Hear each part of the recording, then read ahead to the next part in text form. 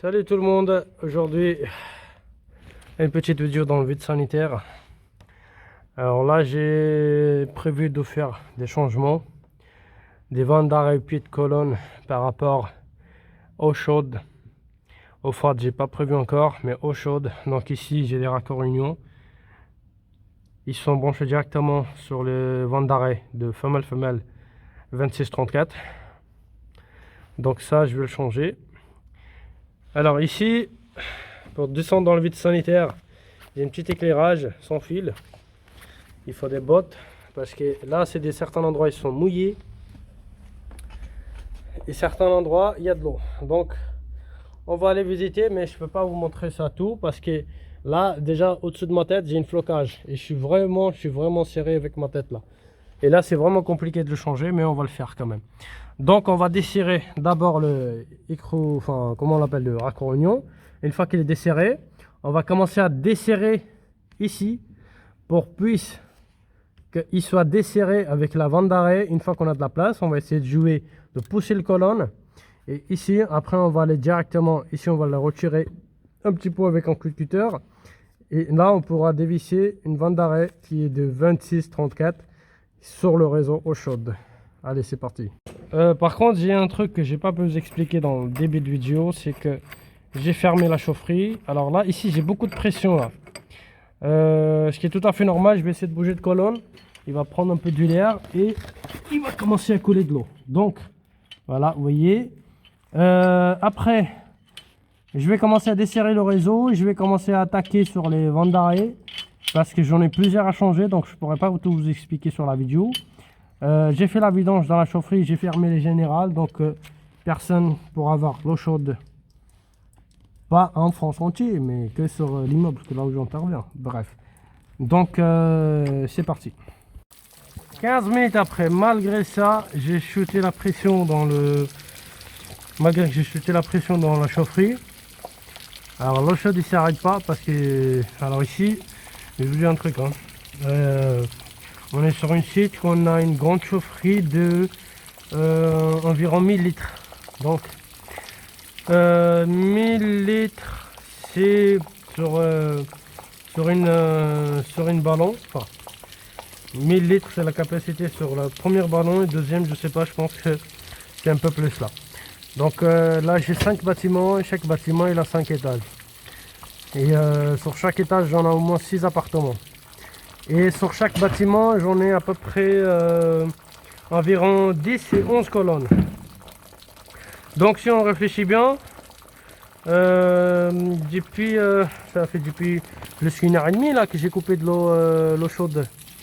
Eau chaude sanitaire normale et l'eau chaude sanitaire bouclage, qui est pour le recyclage là. Donc il est coupé environ une heure et demie quoi. Donc l'eau chaude ne s'arrête pas toujours parce qu'il y a une bonne pression dans tous les bâtiments et l'eau chaude il a besoin de l'endroit pour s'évacuer parce que dans la chaufferie il ne fait pas la vidange 100%.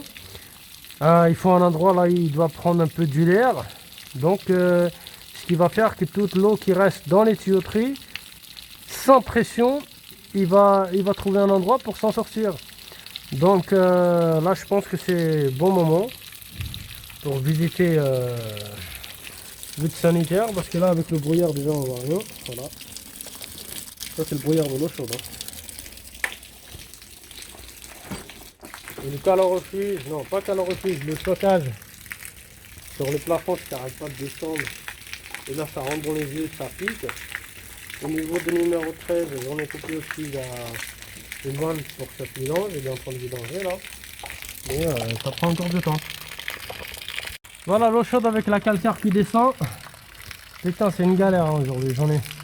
Moi j'avais prévu pour faire dans une journée, mais je pense pas que je vais arriver parce que déjà, bon, je vais commencer à démonter les raccords. Ça va être vite fait, mais faut nettoyer, faut refaire le colmat. Le raccord de gauche là, je vais l'enlever et je vais remettre un nouveau fil là, c'est colmat. Après ça va être en trop parce que sinon ça risque de fuir. Donc ce que j'ai, vanne de 26-34, c'est les vannes spéciales que je l'ai commandé avec les purges dans les deux sens, des deux côtés. Donc, il faut savoir juste dans le sens qu'il faut le poser.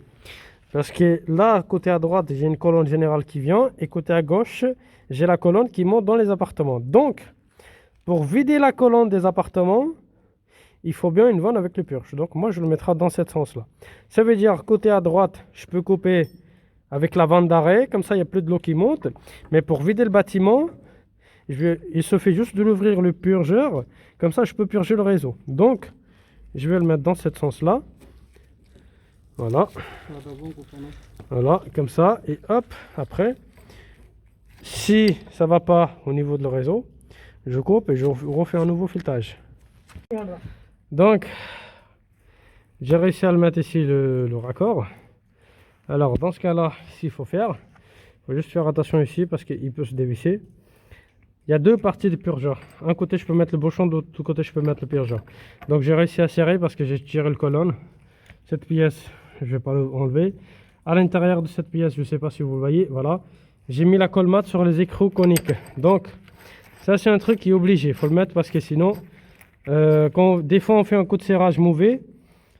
Si le serrage, il est bien fait, je pense que normalement, il ne doit pas faire une fuite. Mais quand des fois, on n'arrive pas à serrer un coup, donc voilà. Le mieux, c'est de mettre la colmate. Comme ça, il peut le remplacer avec un coup de serrage. Donc, les amis, j'ai changé le pièce. Raccord oignon. Je l'ai refermé avec du colmate à l'intérieur. Ici, je l'ai fait un coup de serrage bien comme il faut. Le purgeur, je l'ai mis de ce côté. Et l'autre côté de la vanne, j'ai mis une petite bouchon. Par contre, quand on fait un coup de serrage, il faut faire vraiment un coup de serrage à peu près 22 ou 25 newtons, pas plus que ça. 22 ou 25 newtons, c'est juste pour vérifier que s'il est bien serré, c'est tout. Vous le fermez avec la main et hop, un petit coup de pince, un quart de tour, c'est bon, c'est fait. Voilà, nouvelle vanne d'arrêt mise en route. C'est terminé.